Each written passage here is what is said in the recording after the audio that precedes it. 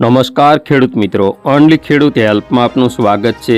આજે તારીખ 15 જુલાઈ 2026 આજના મહત્વના હવામાન સમાચાર જાણીશું, જેમાં ગુજરાતમાં આજથી ધીમે ધીમે હળવાથી મધ્યમ વરસાદની શરૂઆત થઈ શકે તે કયા વિસ્તારમાં આજે વરસાદ પડશે, તેમજ આવતીકાલે અને આગામી સમયની અંદર વરસાદનો સારો રાઉન્ડ ક્યારે આવશે, જોઈએ સંપૂર્ણ અપડેટ। ચેનલમાં નવા હોય તો સબસ્ક્રાઇબ કરી લેજો। ખાસ કરીને વાત કરીએ તો ગુજરાતભરની અંદર ફરી વખત સારા વરસાદના રાઉન્ડની આશા છે। હજુ કચ્છના અને દ્વારકા જામનગરના કેટલાક વિસ્તારો એવા છે જેમાં હજુ આપણે જોઈએ વાવણી લાયક વરસાદ આ જે વિસ્તારો છે જેની અંદર થયો નથી, તો આ વિસ્તારોમાં વરસાદ હવે ક્યારે થશે તેની પણ વાત કરીએ। આજની આપણે વાત કરીએ તો આજે સૌરાષ્ટ્રભરની અંદર રેડા ઝાપટાનું પ્રમાણ આપણને આ જે બધા વિસ્તારો છે જેમાં આપણને જોવા મળશે।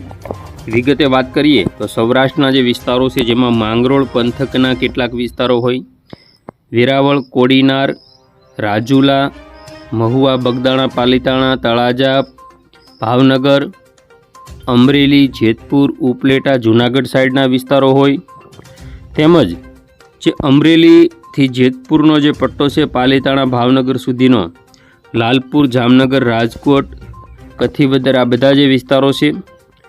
મોરબી સાઈડના કેટલાક વિસ્તારો વાવણીથી વંચિત છે। સુરેન્દ્રનગર, ધ્રાંગધ્રા, માળિયા અને કચ્છના વિસ્તારોની વાત કરીએ તો ભુજ, ભચાઉ, ગાંધીધામ, આ બધા વિસ્તારોની અંદર ખદીરબેટની અંદર પણ સામાન્ય હળવા ઝાપટા જોવા મળશે।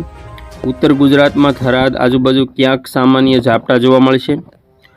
તો મધ્ય ગુજરાતમાં નડિયાદ, અમદાવાદ, ડાકોર, ગોધરા, લુણાવાડા, બાયડ, દાહોદ, અલીરાજપુર, બોડેલી, વડોદરા અને ખંભાતના જે વિસ્તારો છે જેમાં સામાન્ય ઝાપટા અને છાંટાછૂટી જોવા મળશે। દક્ષિણ ગુજરાતની વાત કરીએ તો ડાંગ આજુબાજુના વિસ્તારો હોય, વલસાડ આજુબાજુના વિસ્તારો હોય, સતાણા સાઈડના વિસ્તારો હોય તેમાં સામાન્ય મધ્યમ ઝાપટા જોવા મળશે। રાત્રિની વાત કરીએ તો રાત્રે પણ દક્ષિણ ગુજરાતના જે વિસ્તારો છે જેમાં હળવો મધ્યમ વરસાદ જોવા મળશે, જેમાં દહેજ, ભરૂચ, ઓલપાડ, કીમ, સુરત અને ડુમસ સાઈડના જે વિસ્તારો છે, નવસારી સુધીના વિસ્તારો, તેમજ ભાવનગર આજુબાજુના દરિયાકાંઠાના કોઈ સ્થળોએ છાંટાછૂટી થઈ શકે છે રાત્રે।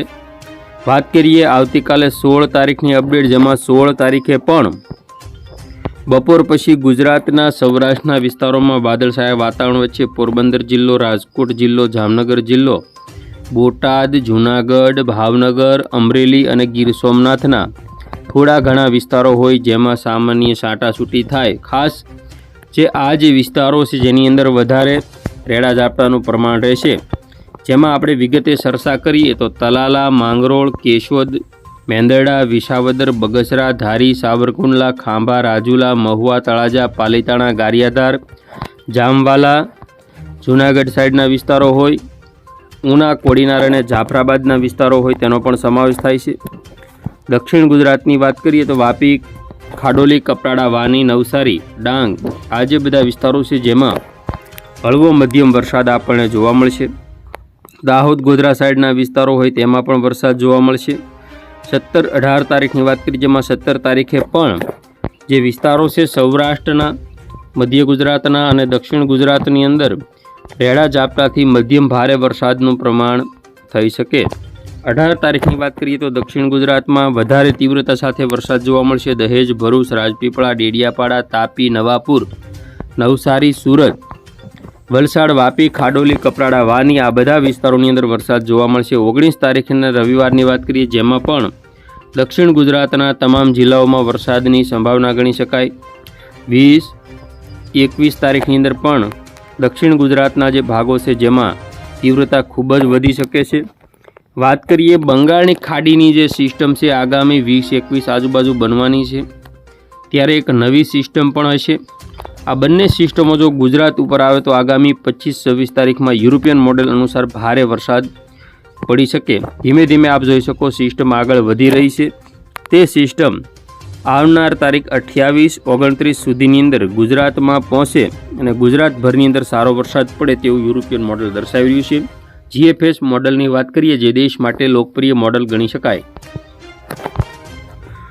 GFS મોડલ અનુસાર આગામી 20 તારીખથી દક્ષિણ ગુજરાતના જે વિસ્તારો છે જેની અંદર ભારે વરસાદની શરૂઆત રેડા ઝાપટાથી થશે, જેમાં 21-22 તારીખની વાત કરીએ, જેમાં પણ દક્ષિણ ગુજરાત અને સૌરાષ્ટ્રના વિસ્તારોમાં 23 તારીખમાં વરસાદ આપણને આ રીતે જોવા મળશે, જેમાં દક્ષિણ ગુજરાત હોય, સૌરાષ્ટ્રના કેટલાક વિસ્તારો હોય, જેમાં દક્ષિણ ગુજરાતમાં ભરૂચ, દહેજ, સુરત, નવસારી, તાપી, રાજપીપળા, ડેડિયાપાડા, નવાપુર સાઈડના વિસ્તારો, વલસાડ, વાપી, ખાડોલી, કપરાડા, વાની આજુબાજુના વિસ્તારો હોય, સૌરાષ્ટ્રમાં ભાવનગર, અમરેલી સાઈડના વિસ્તારો હોય.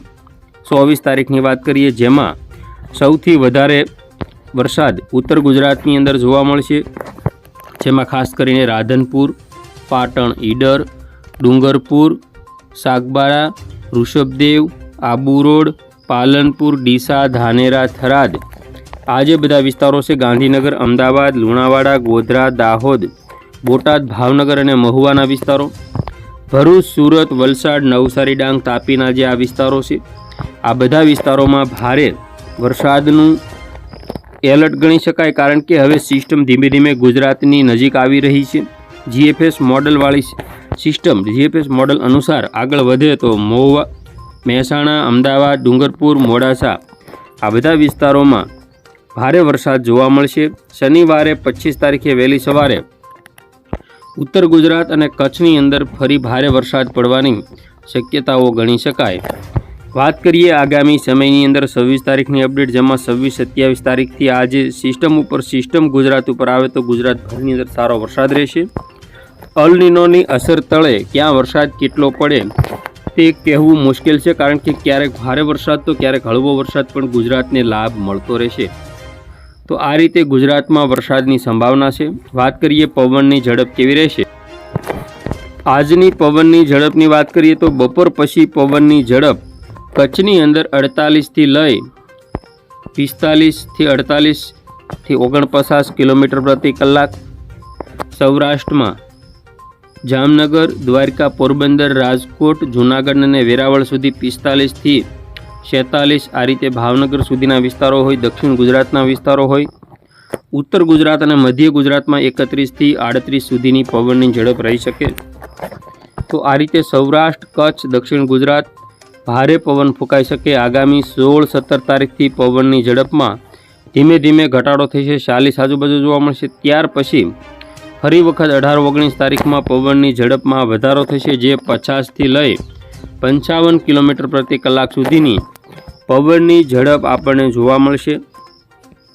21 તારીખ, 22 તારીખ, આ રીતે કચ્છના જે વિસ્તારો છે જેની આપણે વાત કરીએ તો 66 થી લઈ અને 75 કિલોમીટર પ્રતિ કલાક સુધીની પવનની ઝડપ જોવા મળશે. સૌરાષ્ટ્રના જે વિસ્તારો છે જેમાં 66 કિલોમીટર પ્રતિ કલાક, દક્ષિણ ગુજરાતમાં પણ 66, આ રીતે 22-23માં ભારે પવન ફૂંકાવાની શક્યતાઓ હજુ ગણી શકાય.